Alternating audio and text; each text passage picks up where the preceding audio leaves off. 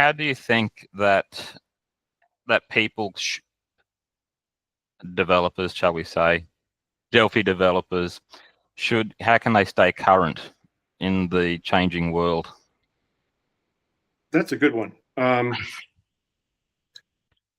So I've done a lot of interviewing, like technical interviewing to hire developers, and we always like to say we need someone with 10 years of experience. And I discovered pretty quickly that there's a lot of people that have been programming for 10 years, but they repeated the first year over and over and over 10 times.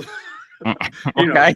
Yeah. That they never got beyond a certain level of experience, skill, and so I would say that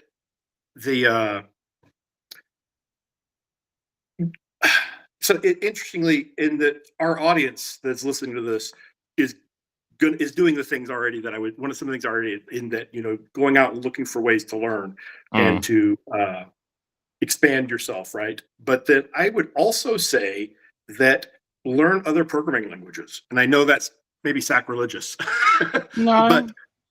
but especially looking at ways you could integrate other languages with Delphi. So that's one of the things I love about Delphi is it's really easy to integrate with other things. Yeah. There's a good Python bridge. There's a Lua bridge. There's a JavaScript bridge. There's C# bridges. There's Java bridges. So go learn one of these other languages. See some of the things, pros and cons of it, some of the ways it does things differently.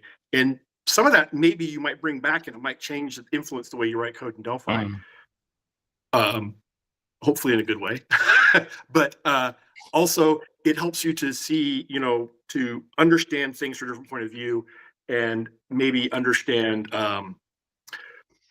You might also appreciate what you have. Yeah, appreciate what you have. Yeah. And then, but then when you're able to, so I've talked to people a lot. They're like, oh, Delphi is great because programming language X is terrible.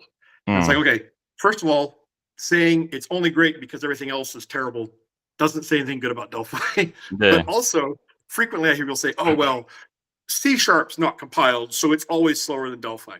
Okay, so yes, actually C# technically does have a compiler, and technically, yes, compilation does usually mean faster, but there's a lot of situations where C# can be faster than Delphi. And so if nothing else, learning enough about C# to be able to intelligently tell somebody exactly why Delphi is better, that's, if nothing else, that's a good reason to learn more about C#, right? So you can tell people why C# terrible, but or not as good as Delphi. So yeah, I think there's a lot of advantage to that. There's the Pragmatic Programmer just did the 40th anniversary edition book. Really good book.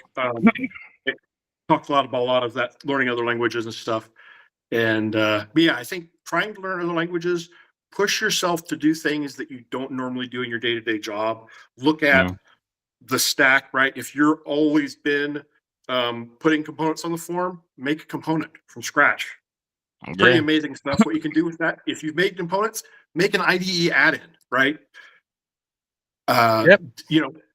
Go beyond where you're normally doing stuff and try and understand that. Try and understand the way the memory manager works. Look at the source code for memory manager. FastMM is open source. Swap to FastMM5. There's a few things you can do, but just trying to, look at the corners and the edges of the world you live in programming and poke at them and see which ones you can push, expand out. And if you go out there and say, you know what, that's not for me, that's fine. Come back to where you're at. But now you don't want to go that direction. Look,